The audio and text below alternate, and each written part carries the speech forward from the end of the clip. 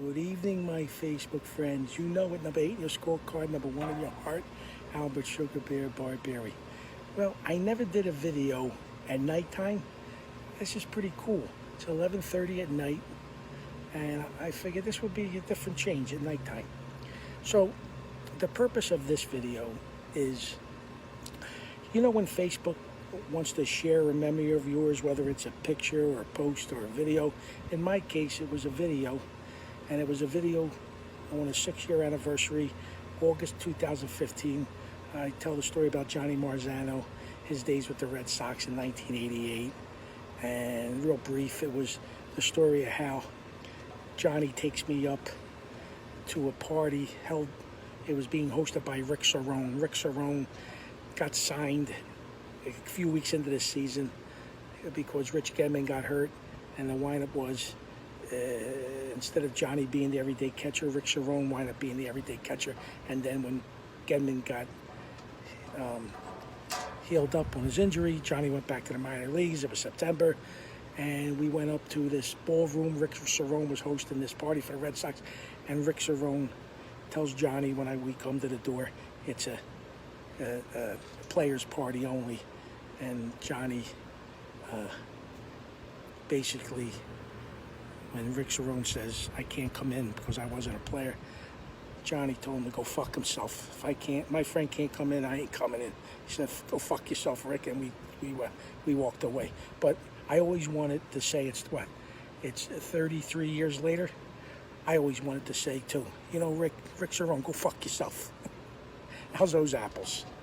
But anyway, at the end of that video story, I say, one day I'll tell the story how Johnny Marzano tried his best to get me to throw batting practice as a job for the Red Sox during the '91 season.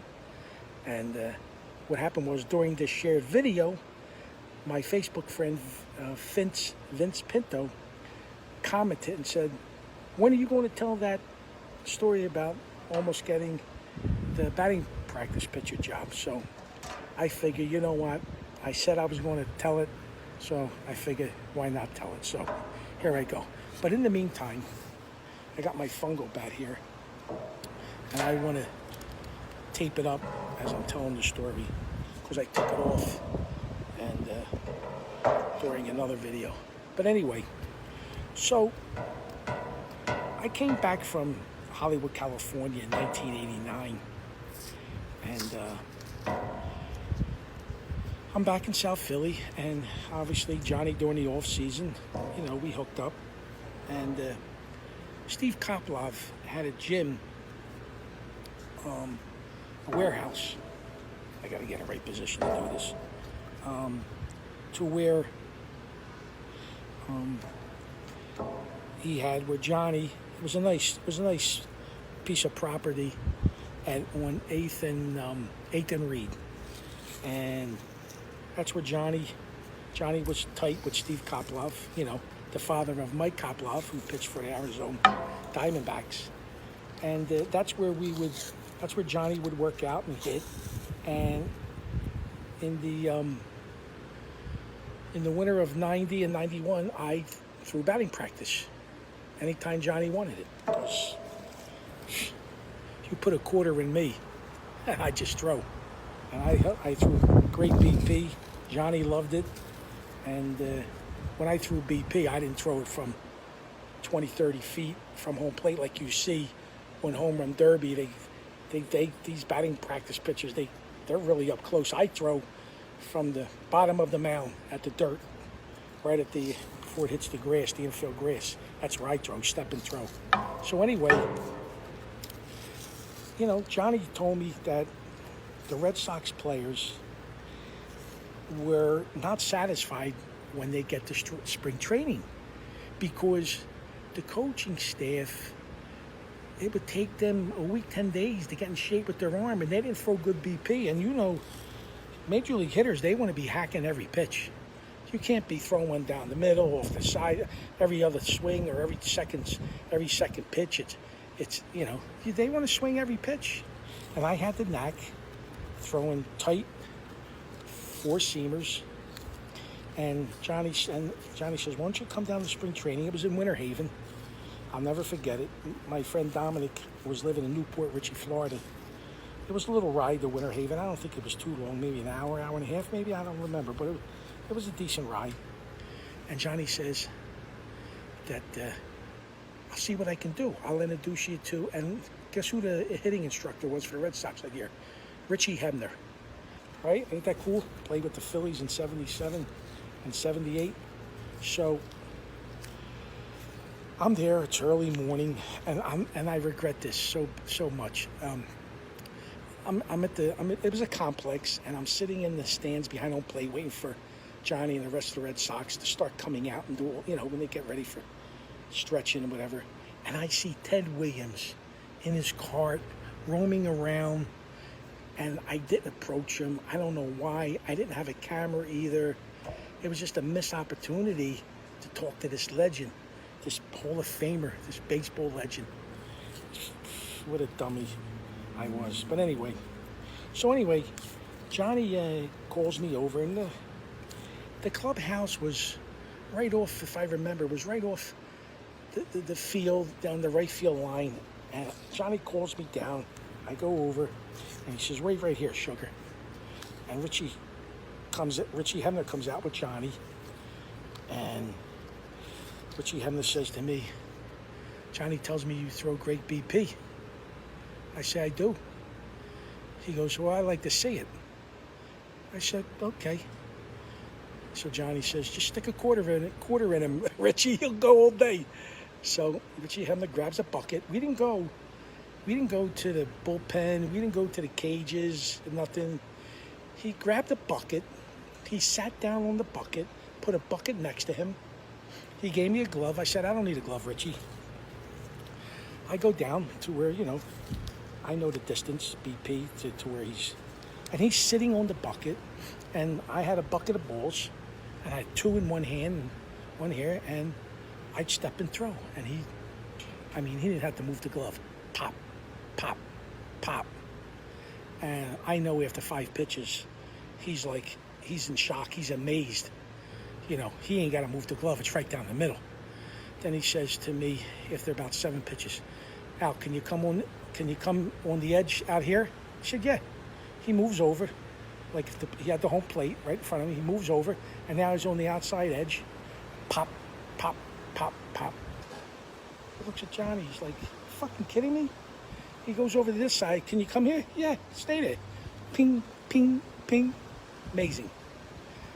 And so Richie, after 20 pitches, he goes, oh, I've seen enough.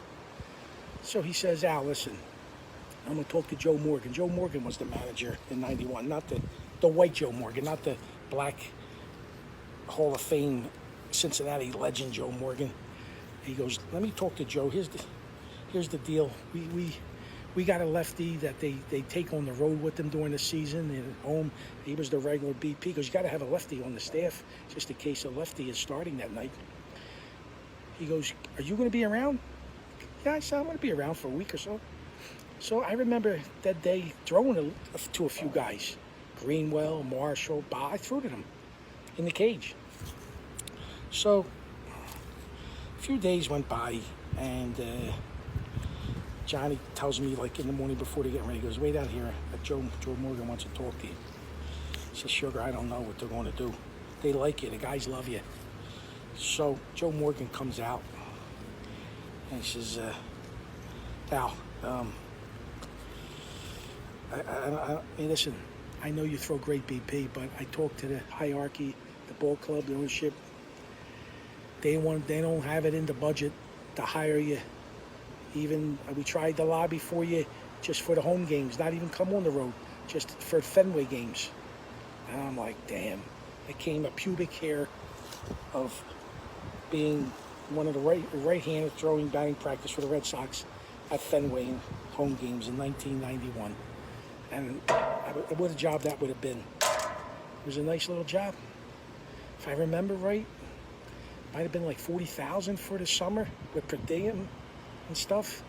And anyway, I threw BP to some of the guys a little more in a few days, and I had to go back to Philly, and the guys gave me a little envelope, tip, all of them. They chipped in and they gave me a little cash full envelope, an envelope full of cash for throwing BB to them.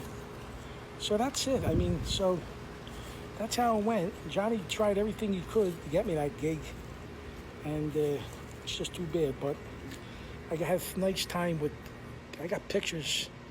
I don't have them on me. They're in Philly. My friend Danny Venora has a suitcase of all my shit. I got pictures with Greenwell, Mike Marshall, everybody on that team. So it was a great experience. Like I said, Johnny tried his best, and he always shared his major league experience with me. So that's the little story. Richie Hebner, if you see this, I appreciate you trying to lobby me a job, Richie. Anyway, all right, that's it. Hey, I'm finishing up this. I'm going to show you how it looks real nice. You got to do this perfectly. People who are wondering why you tape it, well, this bat here, number one, you tape it because, first of all, this bat's got to be 50 years old. Okay, it's my former college coach, God rest his soul, Chet DeMidio. In 77, I seen him have it in Philadelphia Community College. It's got to be 50 years old. So it will chip as it gets old. So even when you get a new bat, you want to tape it up. And that's why you see players at the ballpark, when they're fungoing, you see it'll be taped up. I don't think you'll ever see a coach fungoing without a taped fungo bat. You know what I'm saying? Oh, that's pretty. I'll leave a little of the emblem of the Louisville Slugger show, maybe just a little at the end, because I got the little crease there. From, you could tell where it's the color, the shellacking of the bat has been preserved. The tape, so I'll go up to there, because that's where Chet had it. So I'll tape it where Chet had it. Oh, I love this bat. I cherish this bat. God rest his soul. He was a good man. Chet DeMidio, great baseball man. Here we go. We're at the end here. Almost at the end. I know you hockey players are getting a kick out of this because it's how you tape your sticks, right? Real nice crease. You pulled nice, so there's no, and you got overlap about not even a quarter of an inch in between each circumference, right? And I'm getting right to the end, and you gotta, see it right there, and then you gotta get a nice rip. I don't got no scissors. It should rip nice.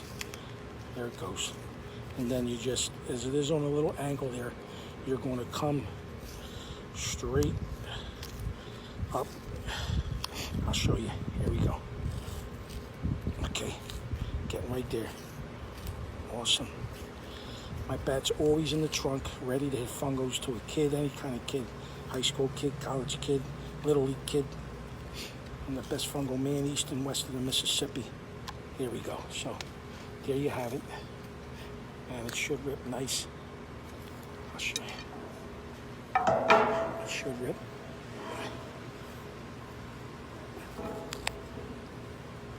There you go. And there you have it. There you have it. Is that a beautiful thing? Look at that. That'll be on there for a long time. So that's it, gang. I hope you enjoyed it. I can still hit. I can still hit major league hitting, pitching, no problem. Pinky down on the barrel. Whew. I'm stronger than ever, I'm telling you. All right, guys. Arrivederci.